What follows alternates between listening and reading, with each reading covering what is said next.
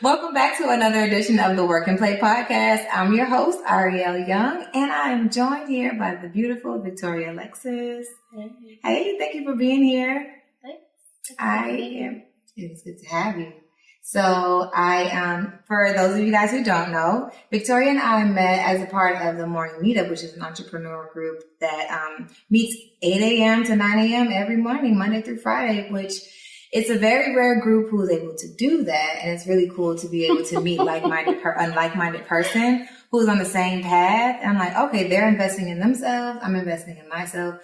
And the journey begins.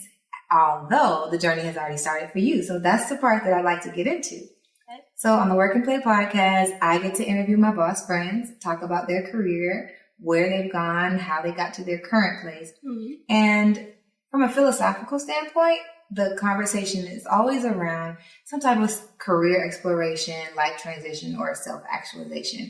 Because I'm all about transforming. And I think as human beings, we have that ability to do so. So without further ado, would you like to introduce yourself to the people? I will. Hello, people. Hey out there. I am Victoria, as she had mentioned. And yes, named for Queen Victoria. Thank my grandmother. She was specific and she was like, you are Queen. I would not let anybody call me anything different. So, my story, my background, who am I? Mostly, I'm a kid from the West Coast, not California. No offense, Cali folks, but there are more than one state on the West Coast.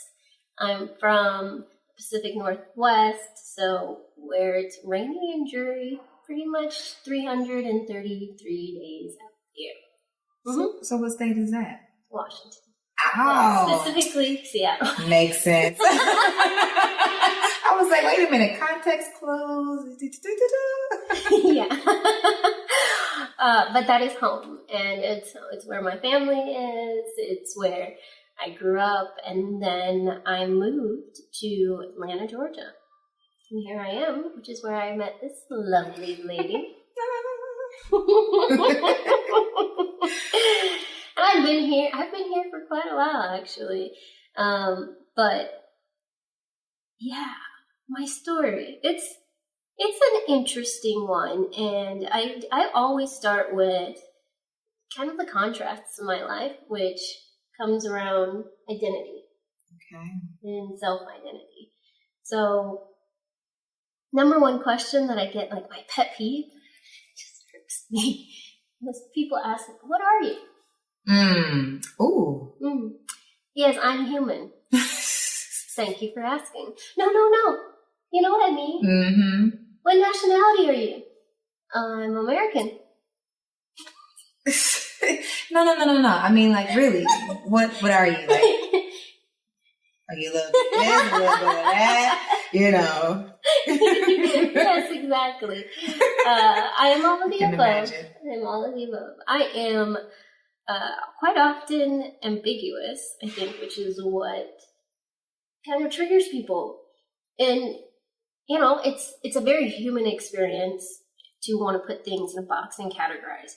And it's a part of how we make sense of the world. So I understand it. At the same time, it's something that, you know, frustrated me growing up. Mm-hmm. Where I'm from, the demographics are completely different from Atlanta, Georgia. There are, like, significantly reversed. So where I grew up, there weren't that many people who looked like me where I'm from. Mm-hmm. And it was always a topic of conversation. So race was always there, even from a very young age. And then not having people who I can identify with and having that be my experience, I think impacted my sense of identity. Okay. And then I came to Atlanta, and it was for college. So I was just a year. I went to community college first. So it was just a year out. Where'd you go? Oh, it was back home. Okay. So it was Tacoma Community College. Nice. Right up the street. And then I transferred to go to school here. And I went to Georgia State. Nice. Yes, Georgia State. Everybody's like, you came out of state to go to Georgia State? Of course I did. Georgia State's a great school. It is a good school. What was your major? And they gave me in-state tuition. Sounds like a boss move to me. Yeah, save them dollars. At least that was the thought until I got out. Still got the student loan. $33,000 in debt. No, I think it was 30 or something around it. Okay, but coming to Atlanta was completely different. I almost had like reverse culture shock. I'd never been around so many Black people in my life. And it was great, but different, for sure. Yeah. And I am happy to say that being here has really given me a sense of self, a sense of identity. Not that I didn't have it before, but I feel much more centered. It's an interesting feeling when just at a subconscious level, you're like, I don't know where I belong. I'm neither here, neither there. Yeah. My family is very mixed from all over the place, and it's very blended. So I have loved ones everywhere. I can stay at somebody's house across the nation. Love it. No problem. Yeah. So my biological makeup encompasses Black, Asian, Native, and white. Okay. Which is a lot to kind of get into for people, but ultimately, that's me. Nice. And in a nutshell. What are you? Yeah, what are you? And then what do you do? That's always the second question that people ask. Right, which is also interesting because they're like, oh, what do you do? Like, I need to figure out, should I respect you or not? Ooh. Are you somebody that I need to engage with? I feel like that's always the underlining question. If I say I'm a doctor, it's like, oh. Yes. You're a doctor. Yes. If I say, I'm a party promoter, it's a completely different vibe. Yeah. And then I wonder, me as a party promoter, as a woman, they're probably thinking that I am in the services industry. Right. Good time. Not that. No. Because a woman could definitely not be the leader or the coordinator of that type of event planning business. Well, it's just not how you typically, like your stereotypical image of women in parties. What do they look like to you? What's a stereotypical image? It depends on what type of party we're going to now. You pick. Your average party in Atlanta. Well, because Atlanta gets down. That is so true, but I think my perception is skewed, similar to what you're saying, coming to Atlanta and you getting the perspective of like all these, I would assume all these different types of Black people helps you identify yourself in maybe many different people and say, okay, this is who I am and this is what sits well with me. The reason I say this is I could go to a Caribbean party and see a woman with like cut off jeans, booty hanging out, and t-shirt, and she's the person who's running the show. So for me, I just envision women being in a place of power. And what I really admire about women are those who are able to be feminine, but be powerful at the same time. So like even you just mentioning like being at a party and they thinking, depending on like, okay, what do you do? Party promoter. Oh, she's the one who gets the party started and she's the one who shakes her butt. And you could totally be the person who's just running the books and playing the people and playing the talent. And so, I don't know, that's my image of it. So, back to you. But even in your description, right, it's like cut off shorts, booty shorts, especially in Atlanta. Ooh, that's a whole nother story. Right? Mm-hmm. But not that there's anything wrong with that. It's more, but it lends itself to sexualization. Absolutely. And so when you think about it, it's like, well, if you're the eye candy, if you're the bottle girl looking person, then the bottle girl isn't running the show per se. So that's only what I mean by what you do kind of defines. People automatically have a story attached to whatever it is that you say. Yeah. So that's also one of the things that attracts me to my next degree. Your next what degree? Well, before we get into your next degree, I think it'll be really great to set a foundation, right? You want my career story? It's not even about your career. Okay. But as you develop your identity, you talk about, one, the fact that when you were in Seattle, there wasn't as much foundational grounding in your identity. And then you came to Atlanta and you found a little bit more identity, right? So even when you were younger, you had questions about who you wanted to be or even how the question was posed as to how you were going to earn a living. So as your identity is concerned, even if it doesn't necessarily go with your title, what would you say brought you to where you are today? You know, before we even get into like your new degree, we got to get a little clear on how we got to this one. Well, so it wasn't just the demographics of where I grew up that kind of informed my identity. It was also my family history. Awesome. So coming from a blended family and having so many different influences, there was a sense of neither here nor there. So I never really felt like I belonged. Now, that could be a product of just kind of my age, my youthful years as I'm growing into a young adult.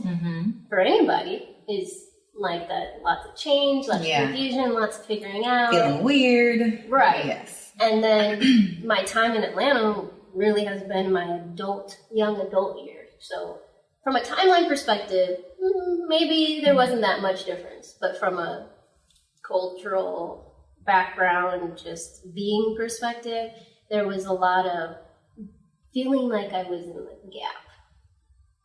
Like, not here, not there. Yeah. Not anywhere. Okay. So that reminds me. Dr. Seuss? I'm like, is that the only thing that this is reminding me of? I will not eat Green Day today. I will not do it anywhere. Yes. Okay, I'm glad we get it. I was like, that's the only thing that I can think of. So, yes. You picked up I literally was like, oh, Dr. Seuss. I love Dr. Seuss, by the way. The Places You Will Go is a favorite book of mine, and I have it, a copy of it. And, you know, if you haven't read it, or if you haven't read it in a long time, you should definitely read it. Because if you think about it, like, that, in an essence, is core story of, hey, you're starting out, you're going to go on this journey, this is this life, and you can become this great human being. So, for me, I'm like, yes, Dr. Seuss, you had it right.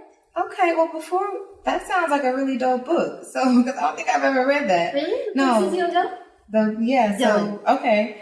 So the Places You'll Go is all about, you know, becoming a human being and being able to start off in the world. Okay. Which is only fitting because you're telling us how you got your start in the world and your identity and how it's all shaped in this beautiful human being we have today. Yes. So the transformation, it's kind of like working out.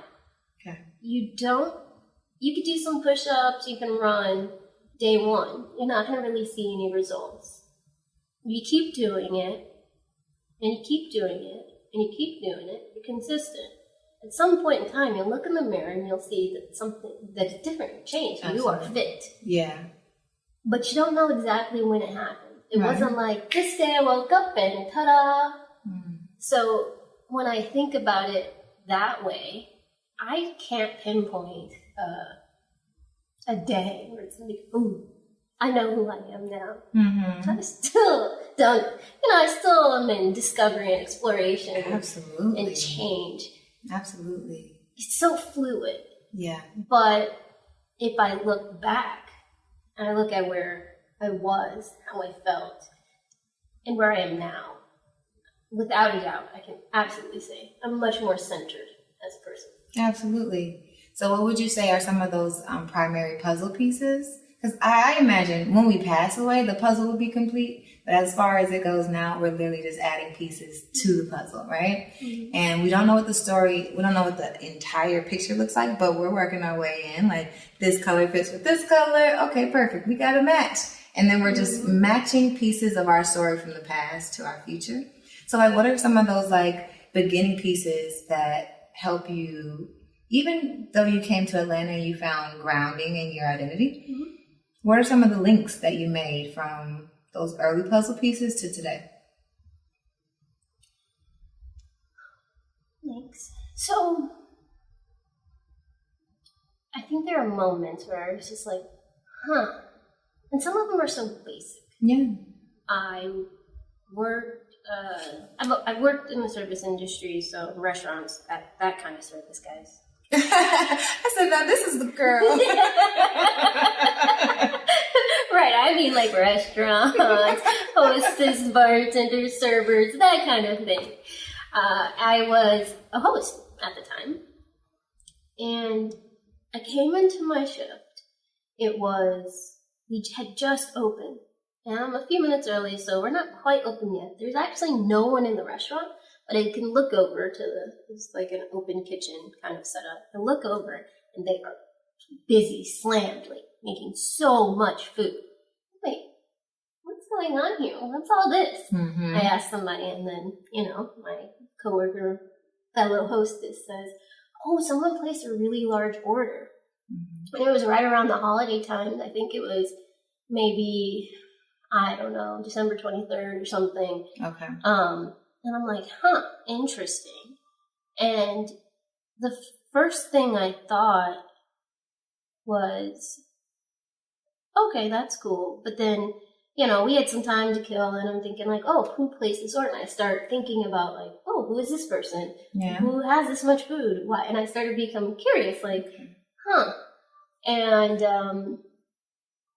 turns out, my first inclination, I would have never thought it was a Black person.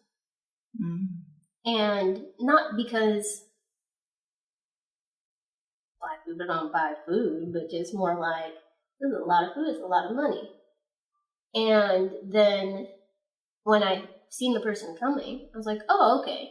And then I was like, oh, her husband must do something,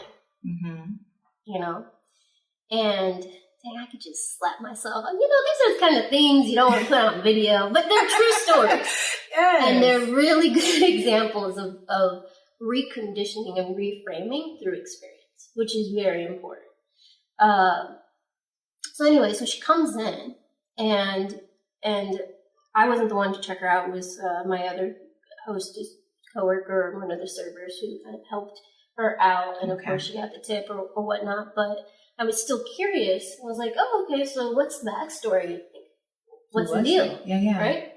And turns out she was an engineer. So absolutely, not only can she afford it, but she graduated from Georgia Tech, and she ended up getting the food because her son was in the military, was coming home, and she was cooking a big meal for Christmas Eve, but didn't want to double cook for both those days, so they ordered the food. And it was one of those moments where I just kind of had to internally slap myself for perpetuating biases. Two fronts. My assumption of who has the ability to spend this much money on food. Mm-hmm. And then the thought, when I get more information, that, oh, if it's a woman, it's attached to a man. That's the only way. Mm-hmm. And so literally internally slap myself. But I would say for me, that was a moment that was defining for my identity, because it gave me a sense of awareness that, well, there are people out here who look like me, who are doing these things, and who have reached these levels, these echelons of to afford the ability to do these things, like buy, $2,000 worth of takeout. Mm-hmm. And so it's moments like that happened while I've been in Atlanta that has really been really centered. And I think it's really important for those who aren't in this space, or who live here, or who haven't grown up with that example, to be able to understand and know and to see that, people are doing well, and people who you can identify with, whether it's looks or not. What's important is people you can identify are doing well. And I think that's very important for the human psyche, whether it's us as women, individuals, young adults, whomever. Being able to have positive examples of success and see that within people you can identify with. Absolutely. It sounds like before, you probably had one idea of what success looked like. From your eyes, success was, in certain circles, a white male, that's the one who had the money. But then even as a Black person, as a Black woman, or even as a, woman who's deciding what is my identity, what's my race, figuring out what success looked like for you maybe was more like a gray area. And I think it sounds like it gave you a nugget to follow and say, like this is my first, like, gingerbread crumb to what success could look like for me. Right. Or even just, what could look like for me, or, basically. So did the fact that she was an engineer have any impact on you? Yeah, it was cool as hell. I'm like, oh, she's smart. And Georgia Tech, all right, good girl. Like, is that why you came to Atlanta? Like, what made you go from Seattle to Atlanta? Like, did you know much about the schools here? I was never, so there's a couple things I believe. One, the world's a big place and it's meant to be explored. Mm-hmm. And so fundamentally, there's no way I was staying at home. No way I was staying in Washington. So school offered me a really good opportunity to get out and explore, experience life. Mm-hmm. So I looked at, all the colleges that I looked at were out of state. So school is a great opportunity for me to get out and explore. I was originally going to go to school in Pennsylvania and went on a college tour. And when I went, it was 17 degrees out. So, just wasn't really the best place for me. I need warm. I need green. I need trees. And on top of that, it was expensive. So, in line with that, fast forward to, I think this must have been my junior year or so. It was before I graduated.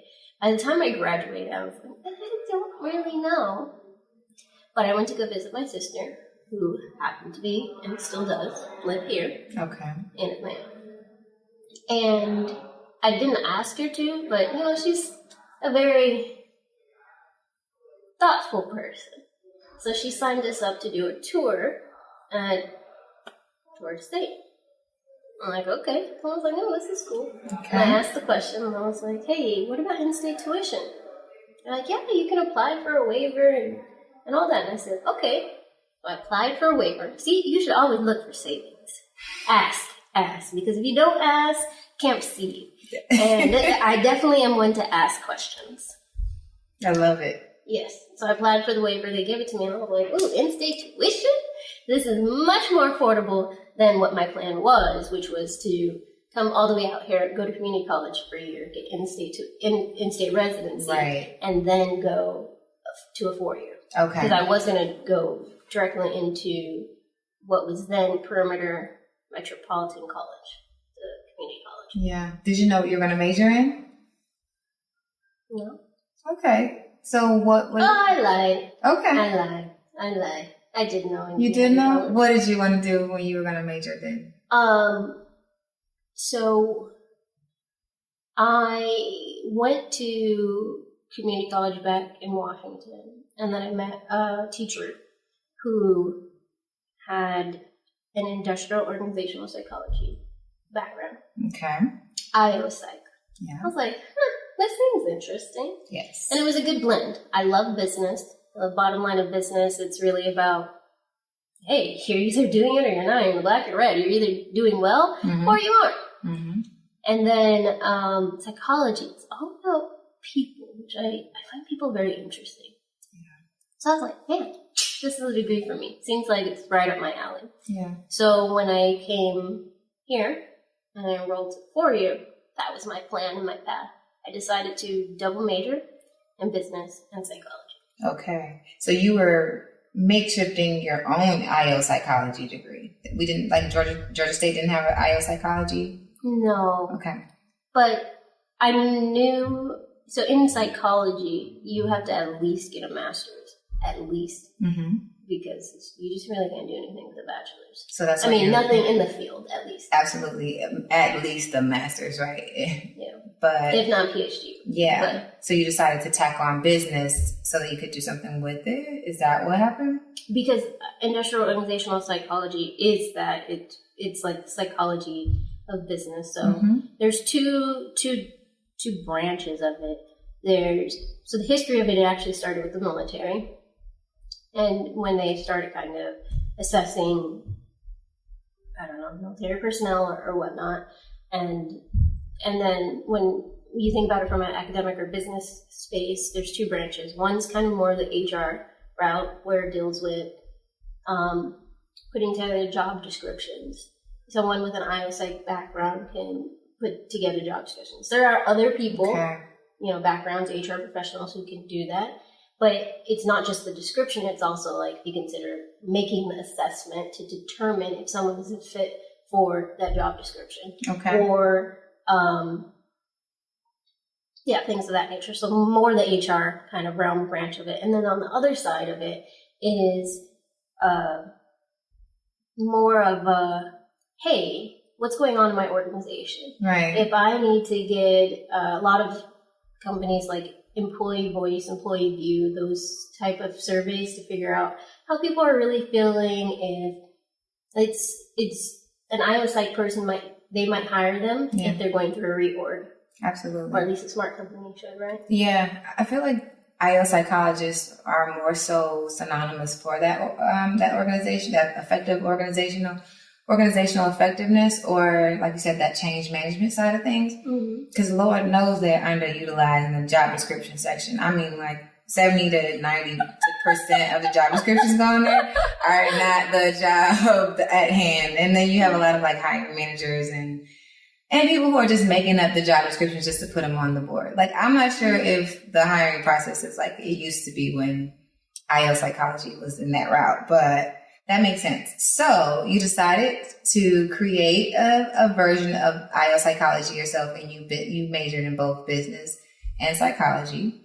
And then what happened next?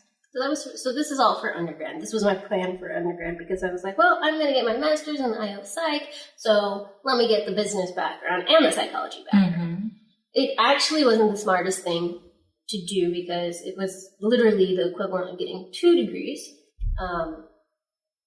because none of the classes overlapped enough for me to kind of streamline it, make it more efficient, which is why I ended up dropping psychology to a minor and then keeping business as my major. Also because I realized that for what I really wanted to do, I didn't want to go the HR route branch of IO Psych.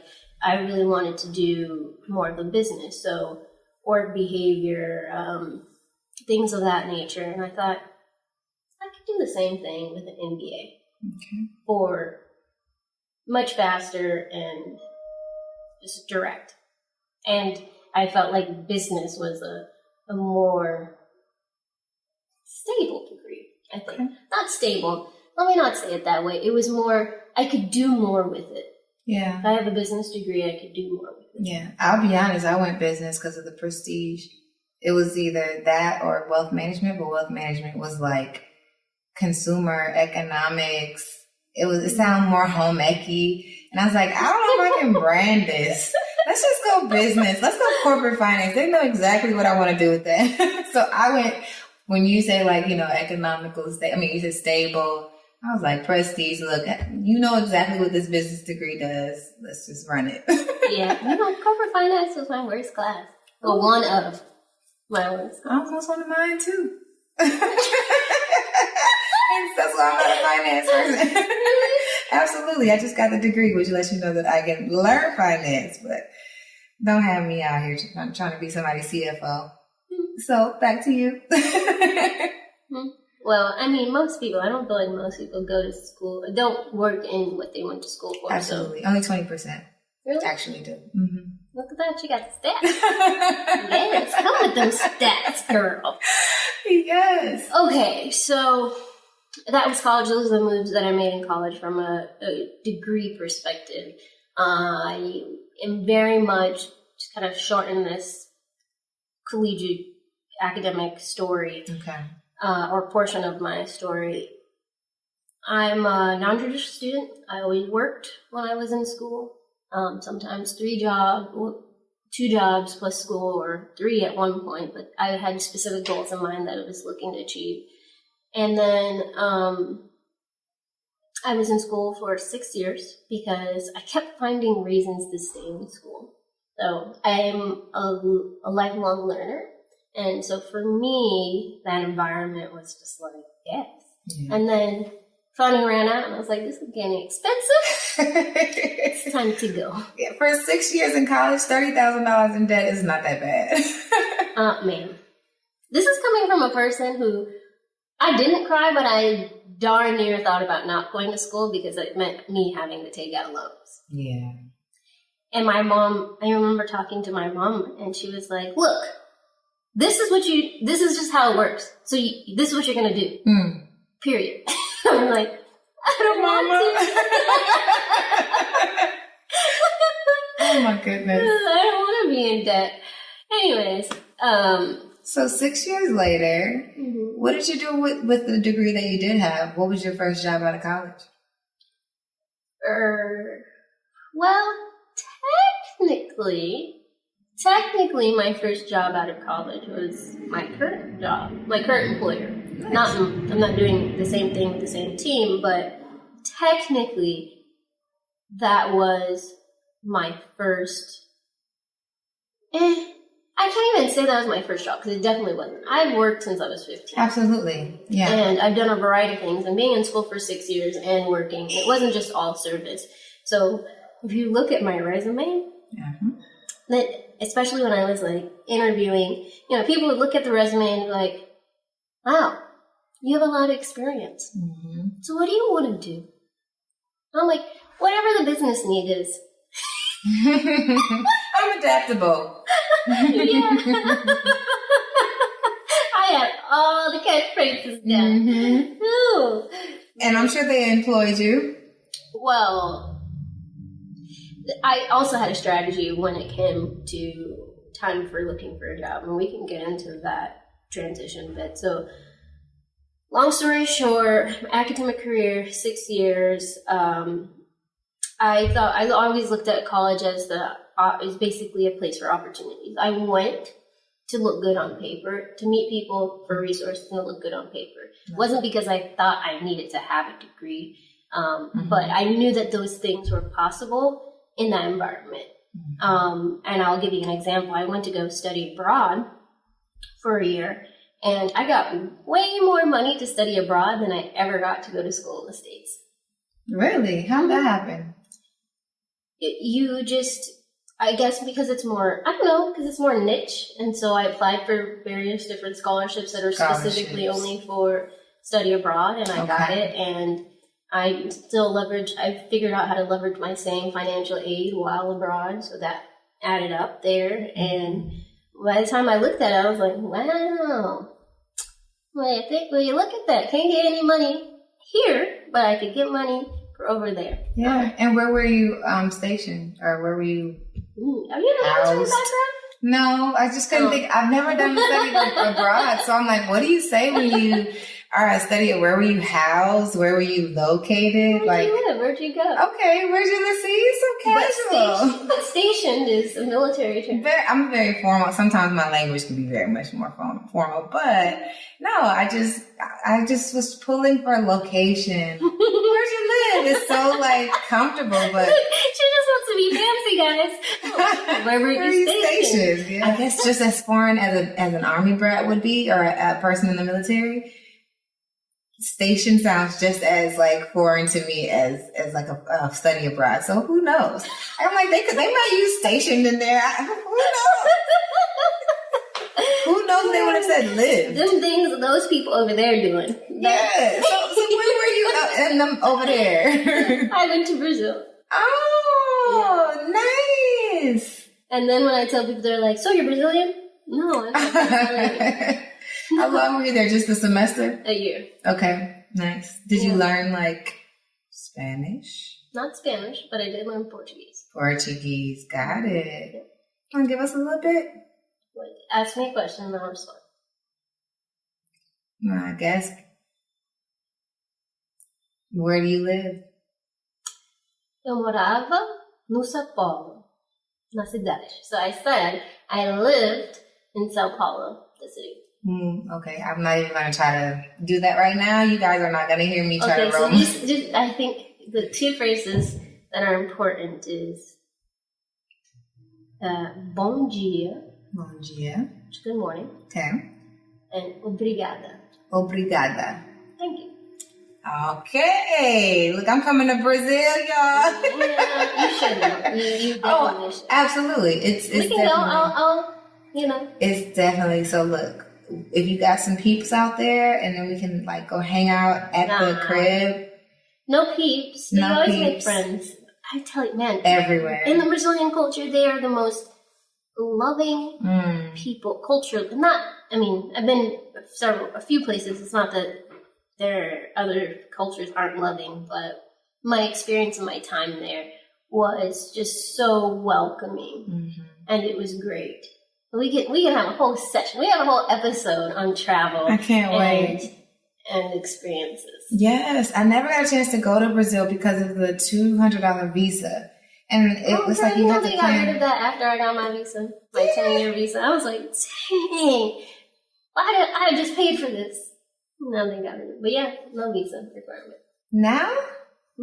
Oh, see, for years I wanted to go to Brazil, and it's not the $200. It was just I was always planning trips so short in advance, and it wasn't enough time for me to get the visa.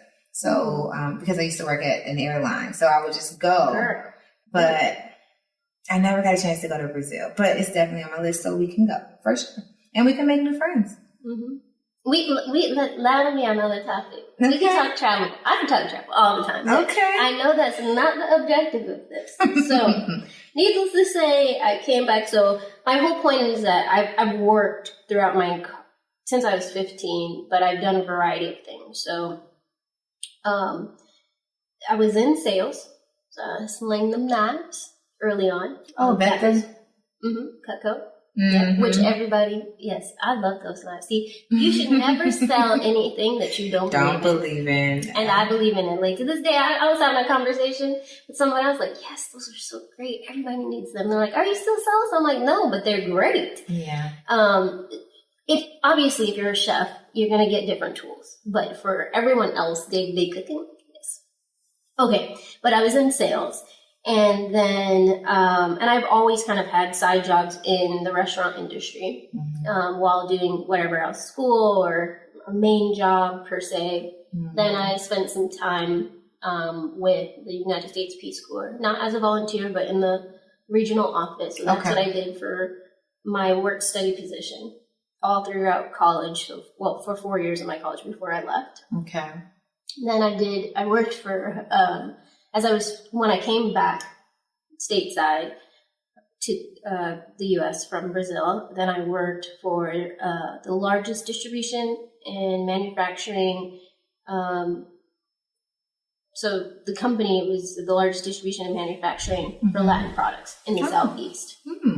That was a ton of fun, and it was a family-owned, operated, and run company. That was a really good experience. I recommend, there's a lot of things I could recommend career-wise, guys. So if you are college, or you know someone entering into college or coming out of college, I highly always recommend folks to consider what type of organization they want to work for, because there's such a different experience between small, mid, and corporate, like enterprise level. And it's completely different. And yes, so if you happen to be in college, I know you're just like, I want a job, I need some money, I need to get paid. Don't care what it is. Granted, I hear you. But keep in mind that there are different experiences with different size organizations. So absolutely. You're putting us on game. So anybody out there who's considering a career, and not necessarily doing their research on that level of the company, and even like that, because the size of the company determines the culture of the company. Yeah. And then like some of those things that we don't necessarily consider is important. So I feel like you just gave a quick word for those of us who are trying to figure out, what company do you want to go to next? So thank you for that. Right, but it significantly shapes the experience that you have, not just from a culture perspective, but so number one, I think that all people should do sales. It's a fundamental skill in life. I agree. Whether you like it or not, it's what you want to do. doing something in sales, it was like, wow.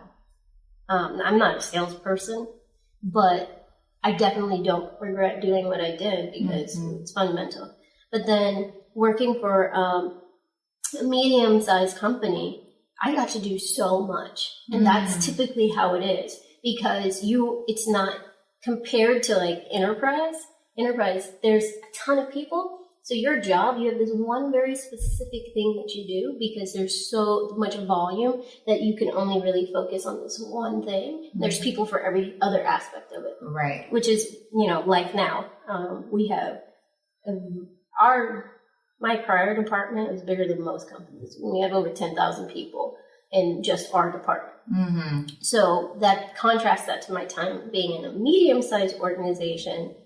I did everything from every kind of inventory in the warehouse to onboarding new people because we acquired a company, to planning the holiday party, to loading, doing the not actual physically loading the trucks, but loading the trucks on paper because you have to balance the weight and capacity and all that stuff. Lots of distribution and supply chain. Supply chain, yep. And so I did. And even with the Peace Corps, that's different. It's a foreign service entity or government entity. Is different. They only have their own rules and vibe and requirements and all that stuff. Yeah. So I did all of that and through my college years. So I'm finishing up my degree. And then I joined corporate America, quite literally. Big enterprise, top Fortune 50, so 10% of the Fortune 500, and that was a different experience. And when it comes to, there's so many tidbits specific to kind of how to navigate, how to transition, what I did for interviewing. I don't know if that's where you want to go. Whatever is the journey for you, whichever one taught you the biggest lesson, because I think that shift from a medium size to a larger size, now you bring up the level of autonomy that you have, or not even autonomy. It is. Okay. And also the variety of work that you get a chance to touch and the different parts of the organization that you're able to affect, and then transitioning to a corporation. I'm sure that has its transition, and then your journey to even get the job. I mean, so for me, I got my job in my junior year of college, so I didn't even go through the whole shuffle that I know a lot of my peers did. So it depends on whichever part of that journey shaped you the most. I'd love to hear it. Ooh, the most. You asked me to prioritize, qualify the most. It all shaped me. Absolutely, it all shaped you. But this is how I identify the most, right? When we think about the transition and the first thing that pops up into our mind, if it's my resume, then let's go there. Then because in our minds, if we notice our thoughts, we prioritize all the time. Like there's a shuffleboard of growth. There's a shuffleboard of experiences that make us who we are. But it's those first things that stand out that allows us to organize our thoughts and tell a story in a chronological order, and then identify what's most impactful. Yeah. Interviewing. Because that encompasses pretty much everything. But it also encompasses action, right? And it encompasses like real life. It's not theoretical. You can take a class in business, but starting a business, running a business is completely different than I'm reading this book about business and reading case studies, right? Yep. Learning about interviewing essentially is what you're saying. When you're in front of somebody, it's practice. That all goes out the door. And so when I think about the most, I think interviewing combines everything I learned in sales. So about how to read a person, how to engender likability, how to speak, how to communicate my message, how to tailor my experiences. So whether that's while I was abroad, whether that was in sales, whether that was working for the Peace Corps, whether that was whatever experience that I had, distribution, manufacturing, or logistics, and being able to do that live in person and keeping in mind, right, what is it that this person wants or needs? Yes. How can I communicate that? how can I play this game of hire me, pick me? The number one thing I'll tell people is every job, when you're in college, right? When you're in college, every job is the best job. Don't qualify whether you want that job or not before you even get the offer. Like, there's nothing to qualify. You haven't got an offer. How are you gonna be like, I don't want it? That's not good. Okay. So what you're saying is as a college student, going to every interview with the mindset that you want to work for that company no matter what? Or are you saying... With the mindset that every job is the best job. And that does what for you? One, it's going to come through in the interview. Got you. Number one. You're going to sound excited. Right. Mm-hmm. And so that's going to come across. Yeah. And you want to get the offer. Yeah. That's the point. Yep. But even more than that, especially when you're in college and talking about experiences, right? The more you interview, the better you'll get at it. The more comfortable you'll be. The more fluid you'll be. The more confident you'll seem. The more together you are. Yes. And if you're just saying, oh, I only want this one job because this is the one specific thing, right? You're not going to be ready because you didn't practice. And you know, like the greats, they practice like they play. Yes. And if you get that job and it's time to play, but you haven't practiced, you're just going to be bent out of shape and having a puffin, you can't perform. Absolutely. Especially if you get that one opportunity that you've been waiting for and you have not been interviewing before that, then this is your first time. You're literally practicing on your game day. Right. Yeah. Yeah. Who does that? Sorry, who does that? Yes. So that's why I say you have to go into it with that mindset. Now you can choose which jobs you apply for, sure. But if you're applying, then every job is the best job. Every company is the best job. Yeah. And it's not until you get the offer that you decide, hey, is this for me? Because you have something. You have an offer in your hand to decide. So I interviewed for logistics companies, interviewed for sales companies, interviewed for, corporate type companies, whether industry it was in, right? So I talked to people in gas, I talked to people in insurance, I talked to people in data. I interviewed, and I literally went about, and so my tactic was a couple of things. So I not only learned how to communicate, learned how to read, and to apply that in person, in the real life scenario, but it also came down to what works. So I knew that on paper, I don't get callbacks. Okay. I have evidence of it too.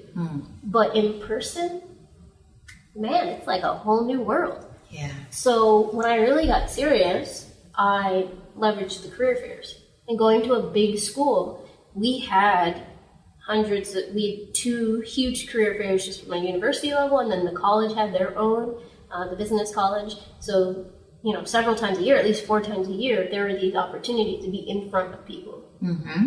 I literally told the guy that helped get me hired, you should hire me. I'll make you look good one day. Ooh! Do you guys need a tip or what? Is that not the coppiest thing ever? I love it. Did he hire you? Yeah. He enjoyed that comment. But I bet you he didn't forget me. But at the same time, I came correct. I came prepared. Not only had I had all these experiences, so all the companies and things that I listed before on paper, the grades and all that stuff, but I also, I had my black and white resume inside a visual resume. So I had printed that. So when I went to the career fair, I put the company's name on the outside, and I had a visual resume on the inside, between 2, 3, and 4 pages, the back page, and then I had the black and white copy of my traditional resume right there.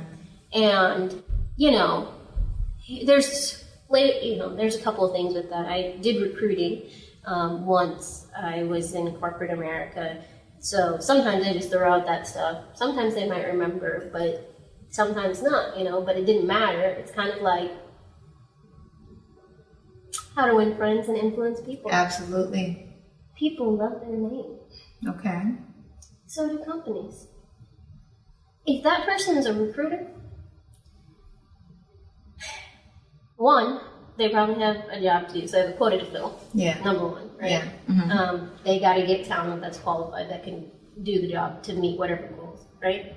But two, if they're a recruiter, they're probably, hopefully they're a people's person, right? And generally, hopefully, they enjoy what they do. And if you're a recruiter, like if you're a company, right? Hopefully, you would put people in positions that are fans of your company. Right. So, if the people put in position to bring in talent are fans of the company, then of course, you see the company's brand logo right there, nice, visually appealing. Right. Like, oh, hey, you want an extra mile. Even though it's like, oh, we don't need this, but it stands out. And when you're in a career fair and people are going in, just people, person after person. Yes. Anything you can do to stand out helps. So you're making the visual resume for you think made you stand out from your name's sake, is what you're saying. Like it brought out visibility. It brought your name to the top of the list. Not necessarily them liking their own brand, but you creating a brand for yourself, and then a visual resume that would go along with that. So they'd be like, oh. It was, if I put it into like entrepreneurship terms, right? You should, if you want somebody to do something, tell them how it's going to benefit them, or appeal to them in the way that they want to be appealed to. Okay. And so, if the recruiter, hopefully, the company put a person who's a fan of the company in the recruiting position. Right. Right? And you have the company's visually appealing package in front of them, then now they have something in their hand that automatically they're a fan. Ties back to their brand. So the visual resume that you created was not your own brand. You used their company to create a resume. Did you do that for all of the companies? So to be honest, the visual resume sounds great in hindsight. I created it because, one, I had like creative outlets, number one. And so when I got into, there was this, I don't know how I got, there was this website that someone had about like, they had a digital resume. And I was like, oh, this is fun. Yeah. And so then I was going to a career fair and I was like, you know what? Let me use some of these images that I created because I was like, I like these things. I like these things. And I put it together. And then I was like, well, let me appeal so I know whose is who, right? So I slapped as big as possible in the highest quality image, right, of the company's logo on the front. Okay. So I know whose is who. Okay. But yes, so that was, it was kind of an internal motivation for me because I was like, I like this. This is pretty. And then I thought, actually, how many people are going to walk up to you with a visual resume? So I knew it set me apart. Yes. Now, I'm not saying go out there and create a visual resume because I actually do not think anybody called me back, hired me, or whatever because I had a visual resume. Mm-hmm. It was just it was pretty. It was good. That, plus it was your personality, and they were able to remember, okay, big fat logo, big girl with a big person with a big personality. not big girl. Little girl with a big personality. So you were able to, create an impression that way. Yeah. And I think that is definitely, even if they didn't call you back specifically for that, I think that's a really good creative thing for a college student to even try because they have the time. I mean, when you think about a corporate professional, like... Do they have the time, though? Girl, do you remember college? I have a crazy work ethic. So, like, you had 2 jobs when you were in college. I feel like a lot of my friends didn't have jobs. So either you're going to school or you're going to school. So if you're going to school, then you have time to create a visual resume. And even if it doesn't create that, immediate turnover, it's just something that will make you stand out in a sea of 300, 400 other students. Mm-hmm. And I totally would say, like, based on your story, it goes with, your brand. So that's just great feedback, even if we don't feel like it created a conversion. I mean, we can't even calculate that, right? Well, I mean, if you need a like business, you got to get the customer, you got to make the sale, you got to eat, right? So you should pay attention to what converts, but absolutely, you also got to look at it holistically too. In that, for me, that creative aspect of it was really fun for me. It actually made me really excited, and being able to hand that to somebody, even if they threw it in the trash, or whatnot, because they were just collecting resumes to scan into their system. Which sometimes, depending on kind of which organization, they will do that. That's their method. Sometimes they'll actually go through all the physical resumes. It just depends on who you're dealing with. But it made me happy. Yeah. And it was strategic, and I justified it. And yes, it does go with my brand. But at the end of the day, it made me happy. And that, I think, was important because that comes through. And the other aspect of it was, even before that, it's just me understanding and knowing that when I get in front of a person, it's a done deal. On, going through a computer system, didn't really have a chance. Same resume, same person, didn't work the same way. Yeah. And that's the key there.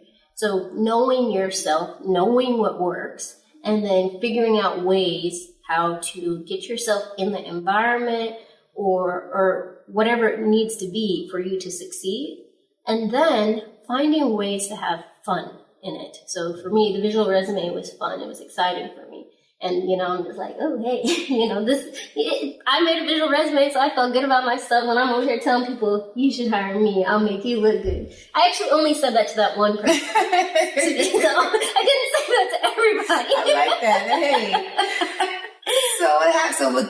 Did you get hired from the career fair? And is that how you started your career trajectory? I did. Okay. So, I think I had total of 7 or so offers. Nice. 3 of which were top contenders. I had interviews with, top companies. But the point is that, and that's what I'm saying, 7 offers gives you something to choose from. Because every job is the best job. Remember that. And then I could decide, do I want this or do I want this? Yeah. And I actually think all 7 of them came from in-person interaction. Yeah. From the initial gate, not just a system and then. So what career path did you take yourself on from there? So for me, the phase that I was in, so by this time, I had already lived abroad for a year, and I had discovered the fact that I really do like home being America. Not Seattle, y'all. Oh, well. I love you, Seattle.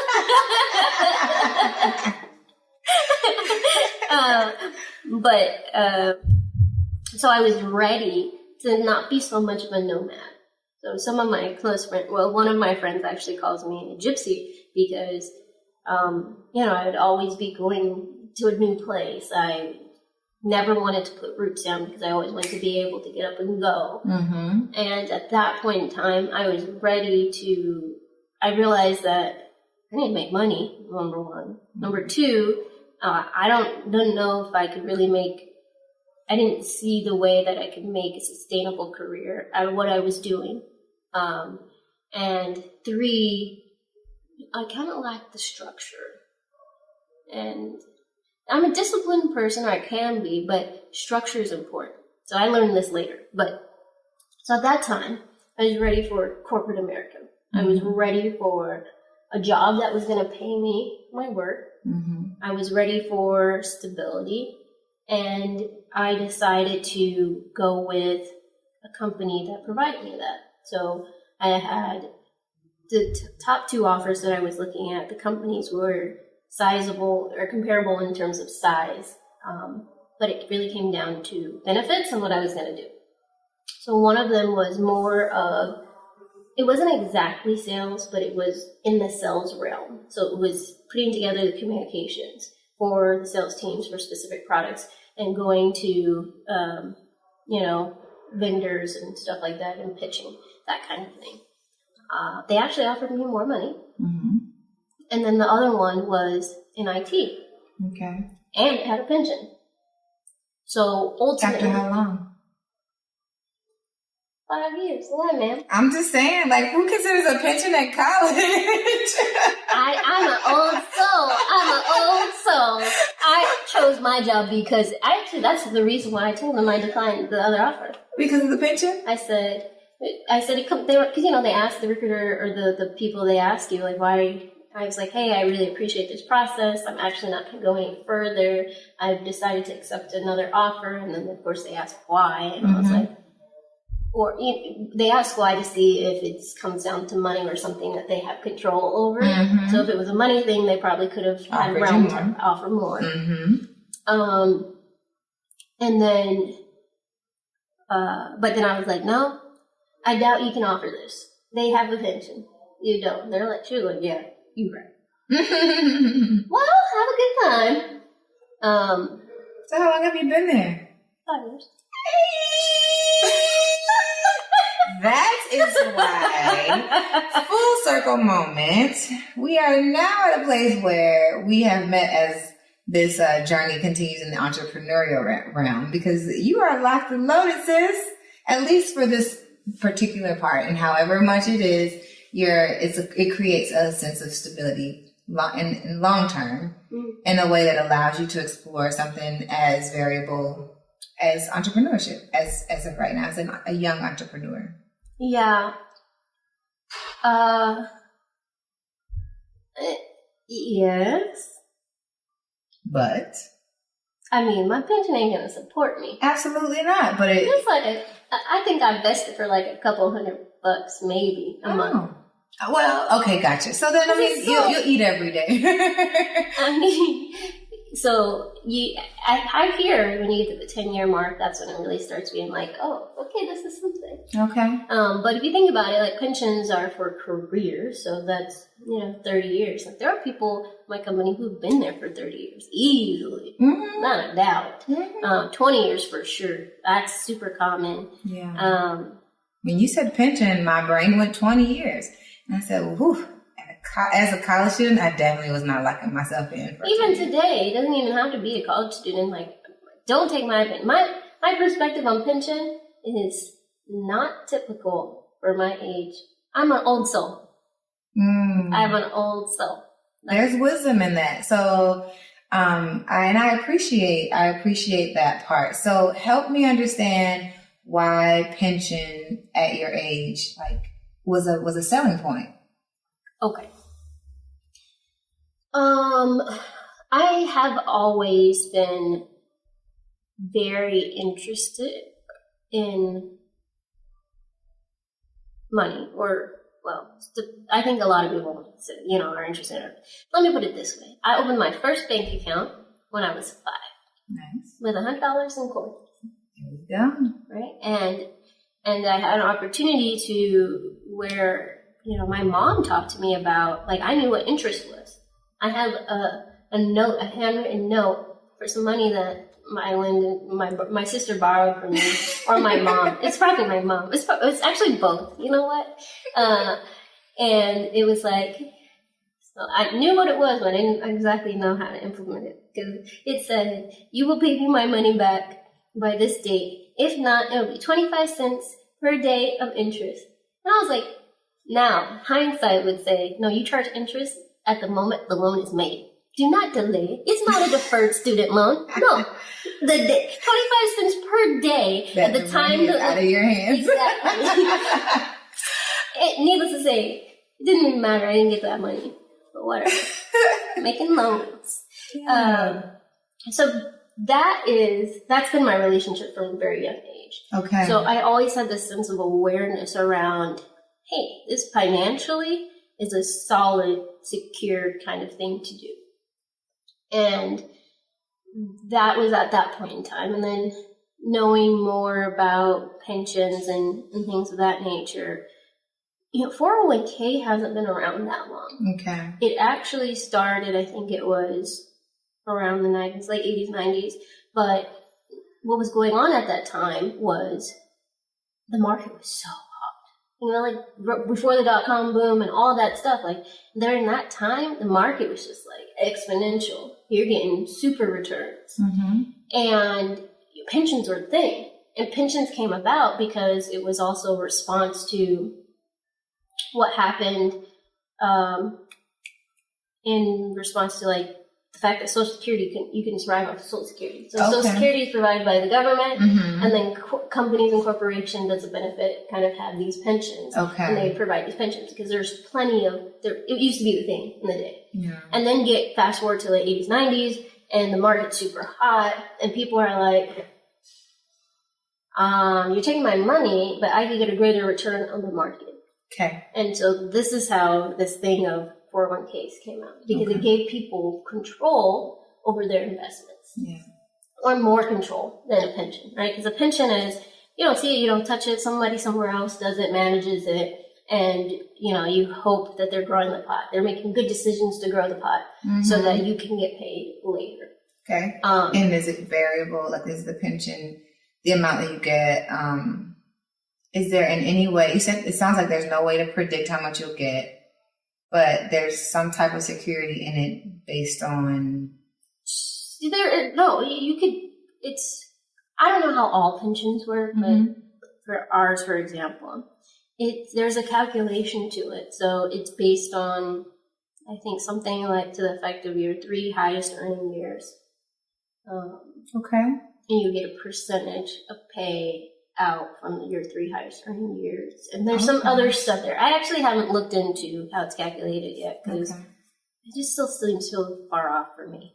But something to that, there's a calculation in terms of how you can calculate your payout. Okay. But the difference is that somebody else is managing the portfolio for the pension.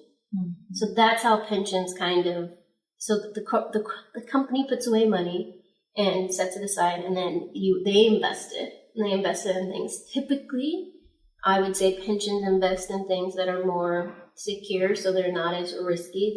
They're more risk adverse, so they're more guaranteed, which means that there's generally a steadier rate of return, but a lower rate of return. So, could a 401k match? So, like, all of the things a pension would be invested in, the 401k could also match a pension portfolio if they wanted to? Yeah, absolutely. Okay. So, this could be a whole nother conversation. I am not a financial advisor. Well, I just if you are looking for financial help, you should seek a qualified professional. So, as we talk about, of course, we're going to have Ms. Victoria back for another conversation about your idea of entrepreneurship and then your endeavors into your next degree, which we never even got a chance to get into. But as it relates to your pension, I think it's really important that you share that part of like the way you're considering stability and how you want to move forward.